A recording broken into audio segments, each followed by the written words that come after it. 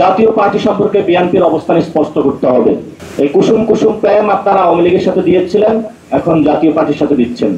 BNP consensus কমিশনে যে note of dissent গুলো দিয়েছে, আমি সেগুলোকে বলবো নোট অফ ডিসেন্ট নয়, নোট অফ চিটিং।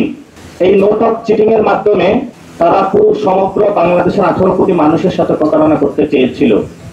বাংলাদেশে আর কোনো ভাইয়াগিরি চলবে না, কিন্তু সেই প্রতারণাটা আমরা দ্রুত ইলেকশনের ফেজে ঢুকতে চাই। কারণ যদি ইলেকশন না হয় তাহলে একটু লেট হবে, লেট হলে বিএনপি এবং আওয়ামী লীগ দুই ফ্যামিলি আবার ইলেকশন করতে চাচ্ছে তারা। বাংলাদেশে আগামীতে বিএনপির সেই স্বপ্ন আমরা বাস্তবায়ন হতে দিব না। এখানে তারা বলছে রাষ্ট্রপতি নাকি হলো অধ্যাদেশ বা প্রজ্ঞাপন বা আদেশ জারি করবে। আমরা বলে যে চুপ্পুর সেই কোনো বৈধতা নাই, একজন খুনি যে সে বাংলাদেশের এই পবিত্র দলিলের আদেশ জারি করবে। যখন চুপ্পুর পদত্যাগ করতে জনতা বঙ্গভবনের সামনে উপস্থিত হয়েছিল, তখন জেনারেল ওয়াকার সাহেব বলেছিলেন আমাকে একটু সময় দাও। সময় তো দেওয়া হয়েছে, আপনি কেন চুপ্পুকে সাপোর্ট দিয়ে যাচ্ছেন এখনো? এই জন্য আমরা বলবো চুপ্পু প্রশ্নে জনগণ এবং আর্মিকে কেউ যাতে মুখোমুখি দাঁড় না করায়। চুপ্পুকে দিয়ে আদেশ দেওয়ার বাংলাদেশে কোনো চেষ্টা চালানো হয় তাহলে জনতা বঙ্গভবনে চলে যাবে। আগে গণভবনে গিয়েছিল, নতুন করে যদি এই ধরনের কোনো প্রচেষ্টা চালানো হয় তাহলে জনতা আবার বঙ্গভবনে যাবে ইনশাআল্লাহ। বাংলাদেশের তরুণ ছাত্র জনতার কাছে ধরা পড়েছে, তারা কেয়ারটেকার গভর্নমেন্টের ওই জায়গা হলো তারা ভেটো দিয়েছে, অথচ তারা একটা সময় এটা চেয়েছিল। বাংলাদেশের এই যে গণঅভ্যুত্থান হয়েছিল, এটার অন্যতম দাবি ছিল যুব সমাজ বেকার অবস্থা, তাদের চাকরি দরকার। পিএসসিতে একটি নিরপেক্ষ কমিশন হবে, পিএসসি ভবিষ্যতে এসে কোনো ভাইয়ার রিকমেন্ডেশন দিবে না। আমরা একটি নিরপেক্ষ পিএসসি চেয়েছিলাম, কিন্তু বিএনপি ওইখানে নোট অফ ডিসেন্ট দিয়ে রেখেছে, কারণ ভাইয়ার কলে সেখানে হলো তাকে নিয়োগ দিতে হবে। সেজন্য বাংলাদেশে আর কোনো ভাইয়াগিরি চলবে না। আপনি নিরপেক্ষ পিএসসি গঠন করতে হবে এবং এটা ছাত্র সমাজের দাবি। আমি পুরো বাংলাদেশের ছাত্র সমাজের কাছে আহ্বান জানাবো যে সারাদিন আপনি পড়ার টেবিলে বসে থেকে নিজের সমস্ত মা বাবার টাকা ব্যয় করে, জমি বিক্রি করে, এত পরিশ্রম করে পড়াশোনা করে একটি সরকারি চাকরির জন্য যখন যান, সেখানে বিএনপি বলছে বিএনপি না করলে চাকরি পাবেন না, তার মেধার অবমূল্যায়ন করা হবে সেখানে।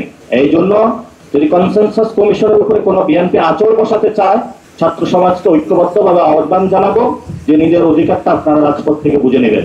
লুটপাটের মধ্য দিয়ে বাংলাদেশে একটি পার্টি গঠিত হয়েছিল, এই জন্য তারা অ্যান্টি কারাপশন কমিশনে নিরপেক্ষ যে নিয়োগ সেটা তারা চায় না।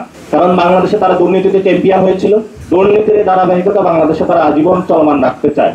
এই জন্য তারা সেখানে নোট অফ ডিসেন্ট দিয়েছে। তাদের ভণ্ডামি নমুনাগুলো দেখেন। আপার হাউসে হলো ভাইয়াকে জবাবদিহিতা করা হবে যে ভাইয়া আপনি যেটা করতেছেন এটা তো সংবিধান অনুযায়ী যাচ্ছে না। এই জন্য যাতে রেসপন্সিবিলিটি নিয়ে আসা যায়, অ্যাকাউন্টেবিলিটি নিয়ে আসা যায়, সেই জন্য আপার হাউসের কথা উঠেছে। কিন্তু বিএনপি সেটাতে নোট অফ ডিসেন্ট দিয়েছে। আমি কারো ব্যক্তিগত জায়গায় অ্যাটাক করতে চাই না, কিন্তু জনতার রক্তের উপর দিয়ে যে কনসেনসাস কমিশন সুপারিশমালা দিয়েছে সেগুলোর উপরে আপনারা কোনো আঁচড় বসাতে আসবেন না। কারণ এটা জনগণের হক, জনগণের হক এই সরকারের দায়িত্ব জনগণকে বুঝিয়ে দিতে হবে। নতুন কথা তারা নিয়ে এসেছে, জুলাই সনদের আইনি ভিত্তি দেওয়ার এখতিয়ার হলো, এখতিয়ার নাকি ডক্টর ইউনূসের নাই। তাহলে তারা নাকি গণঅভ্যুত্থানকে অস্বীকার করতেছে। 90-এ ত্রিদলীয় জোটের একটি রূপরেখা হয়েছিল, বিএনপি সেটা থেকে সরে গিয়েছিল। 25 সালে এসে তারা আর এটা পারবে না, কারণ বাংলাদেশের বড় একটা অংশ রয়েছে এখন তরুণ সমাজ। আমরা বলি যে জুলাই সনদের আইনি ভিত্তি দেওয়ার একমাত্র এখতিয়ার হলো ডক্টর ইউনূসের। ডক্টর ইউনূস বাংলাদেশের সামনে অতি সত্বর শহীদ মিনারে গিয়ে জনগণের সামনে উপস্থিত হয়ে জুলাই সনদের আইনি ভিত্তির আদেশ জারি করতে হবে। যদি সেক্ষেত্রে কোনো ব্যত্যয় হয় তাহলে সেটা আমরা কিভাবে করব সেটা আমরা বাংলাদেশের জনগণকে আবার রাজপথে দেখিয়ে দেব ইনশাআল্লাহ। আমরা যথেষ্ট উৎকণ্ঠা এবং উদ্বেগের মধ্যে রয়েছি। সরকারের কাছে আমাদের আবেদন থাকবে যে আপনাদের কাছে নীতিমালা এসেছে, আপনারা দ্রুত আদেশ জারি করুন। আমাদের এই উৎকণ্ঠা, বিএনপি যে অনৈক্য সৃষ্টি করতে চাচ্ছে এটা থেকে বাংলাদেশকে মুক্তি দিন।